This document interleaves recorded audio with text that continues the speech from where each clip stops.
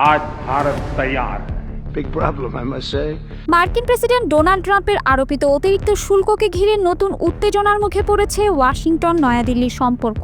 এই প্রেক্ষাপটে যুক্তরাষ্ট্রের কাছ থেকে বিমান ও অস্ত্র কেনার পরিকল্পনা স্থগিত করেছে ভারত। সংবাদ মাধ্যম রয়টার্সের এক প্রতিবেদনে উঠে এসেছে এই তথ্য। कभी भी समझौता नहीं करेगा। শুক্রবার প্রকাশিত ওই প্রতিবেদনে বলা হয়, বিষয়টি সম্পর্কে অবগত ৩ ভারতীয় কর্মকর্তা এ তথ্য নিশ্চিত করেছেন। তাদের মতে শুল্ক আরোপের পর ভারতের অসন্তোষের এটি প্রথম বড় ইঙ্গিত। কয়েক দশকের মধ্যে দুই দেশের সম্পর্ক এখন সর্বনিম্ন পর্যায়ে নেমে এসেছে। And all of the United States military on an operation the likes of which the world has not seen in many, many decades. দুই সূত্রের বরাতে রয়টার্স জানায়, ভারত আগামী কয়েক সপ্তাহের মধ্যে প্রতিরক্ষা মন্ত্রী রাজনাথ সিংকে ওয়াশিংটনে পাঠিয়ে ক্রয় পরিকল্পনার ঘোষণা দিতে চেয়েছিল।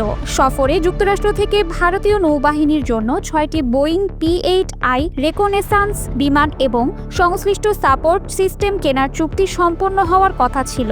তবে হঠাৎ করে সেই সফর বাতিল করা হয়েছে। आज भारत तैयार है।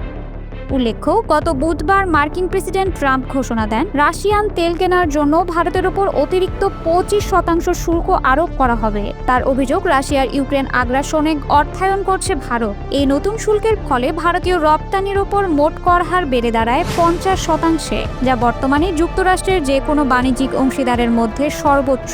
It doesn't really affect us, except we don't like to see two things. এদিকে ভারতের প্রতিরক্ষা মন্ত্রণালয় ও যুক্তরাষ্ট্রের প্রতিরক্ষা দপ্তর পেন্টাগন এ বিষয়ে কোনো মন্তব্য করেনি। তবে নয়াদিল্লির অভিযোগ, যুক্তরাষ্ট্র তাদের অন্যায্যভাবে লক্ষ্যবস্তু করছে। ভারত বলছে, ওয়াশিংটন ও ইউরোপীয় মিত্ররা নিজেদের স্বার্থে এখনও রাশিয়ার সঙ্গে বাণিজ্য চালিয়ে যাচ্ছে, অথচ একই কারণে ভারতের বিরুদ্ধে কঠোর পদক্ষেপ নেওয়া হচ্ছে। पारंपरिक ज्ञान का खजाना है। एक होलिस्टिक नॉलेज बेस तैयार किया जा सकता है। অন্যদিকে ট্রাম্পের হুমকিকে পাত্তা না দিয়ে রাশিয়া থেকে তেল কেনা চালিয়ে যাবার ঘোষণা দিয়েছেন ভারতের প্রধানমন্ত্রী নরেন্দ্র মোদী। अब फाइनल हो चुका है। দুই দেশের এই নতুন উত্তেজনা শুধু প্রতিরক্ষা চুক্তিতেই প্রভাব ফেলছে না, বরং সাম্প্রতিক বছরগুলোতে যে কৌশলগত অংশীদারিত্ব গড়ে উঠেছিল সেটিও বড় ধরনের পরীক্ষার মুখে পড়েছে।